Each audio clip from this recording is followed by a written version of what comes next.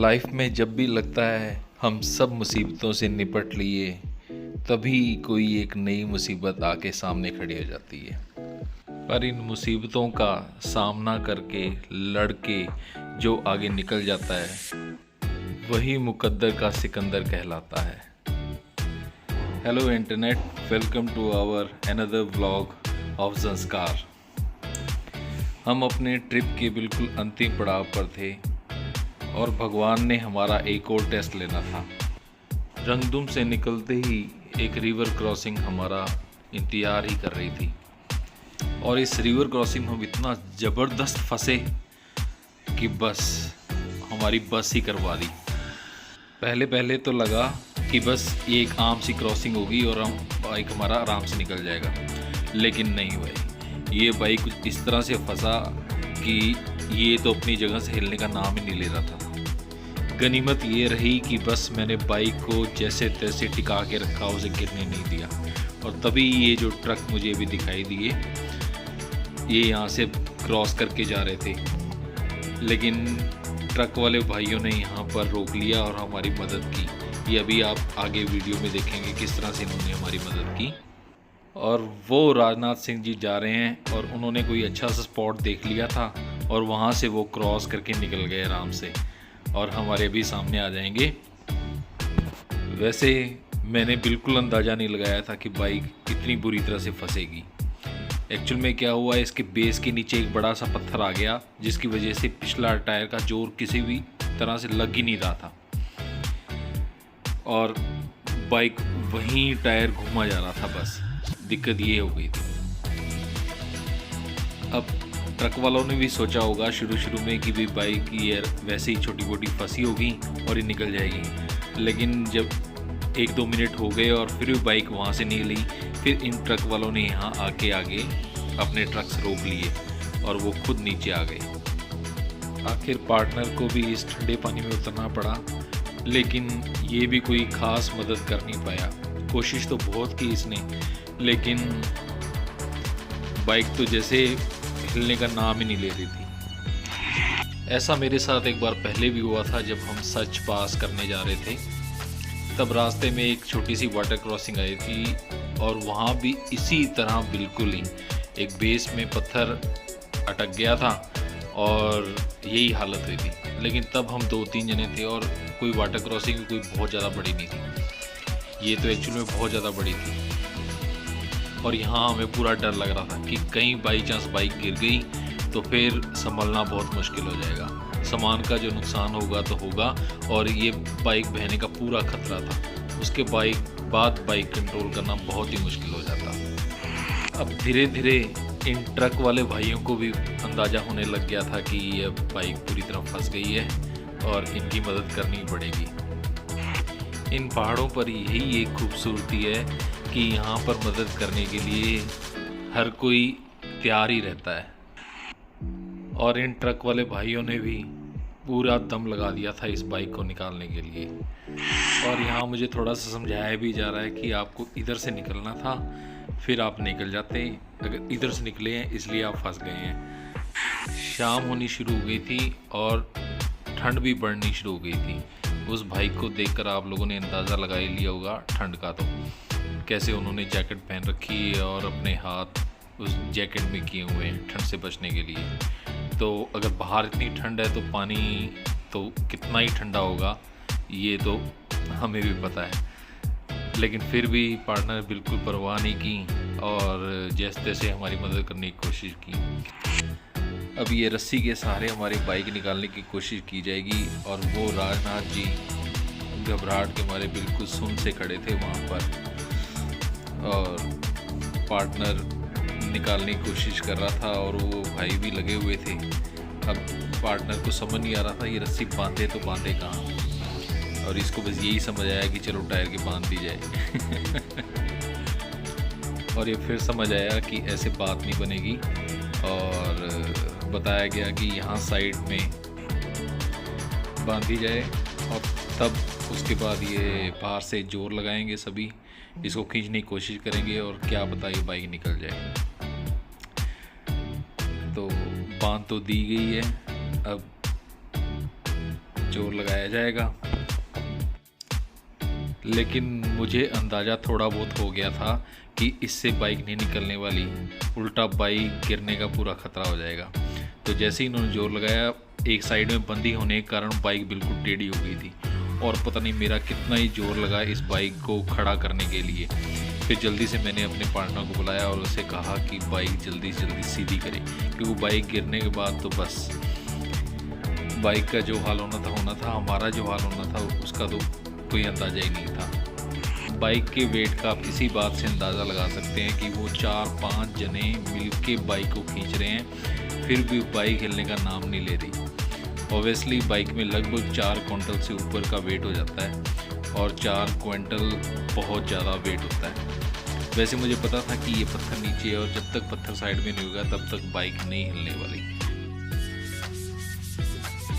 ये पीछे, इधर आगे, हाँ ये और आगे, ये रहा, हाँ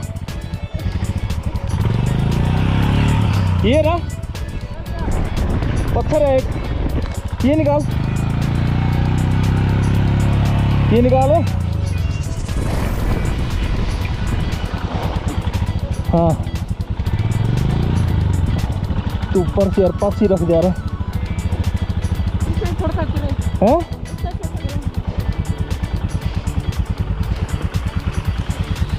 इसको उधर रख के आ पहले, को ये पत्थर है, वो पत्थर है इधर से,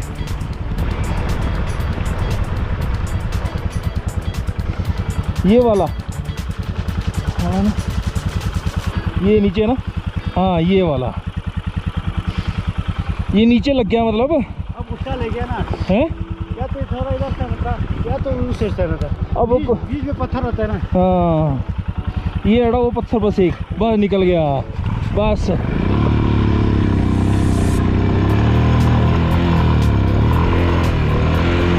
ना ना ना ना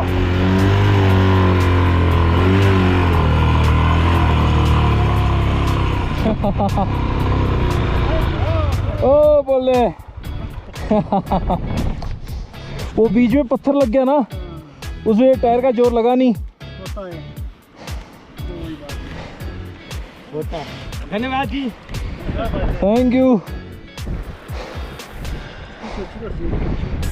उधर जा रहे थे वैसे, फिर वो कहते कि रास्ता बंद है। बंद है, उन्होंने बोला वो काम करते हैं। बंद है, बंद है क्या?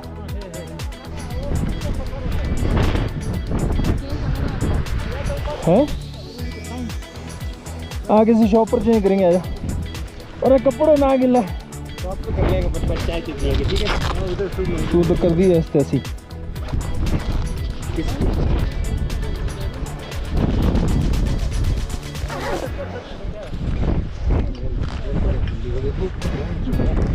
और पंगे लो, अभी ऐसे जाओ हैं? होटल पे जाकर। हाँ आगे करेंगे घर। चलो भाई, थैंक यू। मेरा कोट से हैं? गीला हो गया, ये देखो गीला हो गया।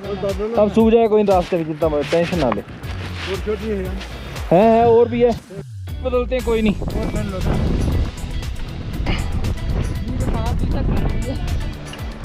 चल बैठ।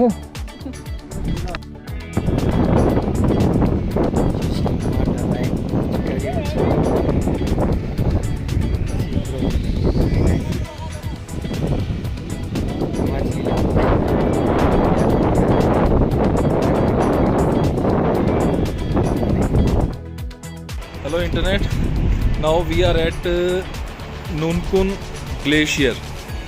Actually Parkachik glacier it is, and Nunkun is the two mountain peaks, but they are under clouds, so we can't see that. And there is Nunkun tea stall where we can take some refreshments, and now we heading towards Kargil. अभी बता रहे हैं कारगिल का बस 20 kilometre का stretch ऐसा रह गया, हाल पूरे वाला उसके बाद सही हो जाएगा।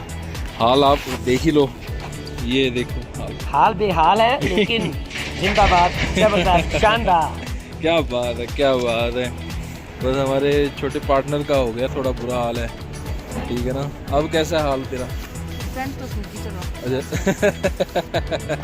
पैंट ही सूखी है, ठीक है ठीक है। चल कोई नहीं। अब ऐसे नाउ वी ठंडी आर लग रही है। Packed up. अब 1 घंटा रुकते नहीं आप, हाँ बस। और 1 घंटे बाद थोड़ा रुकेंगे, कहीं भी रुकेंगे। चलो ओके कट।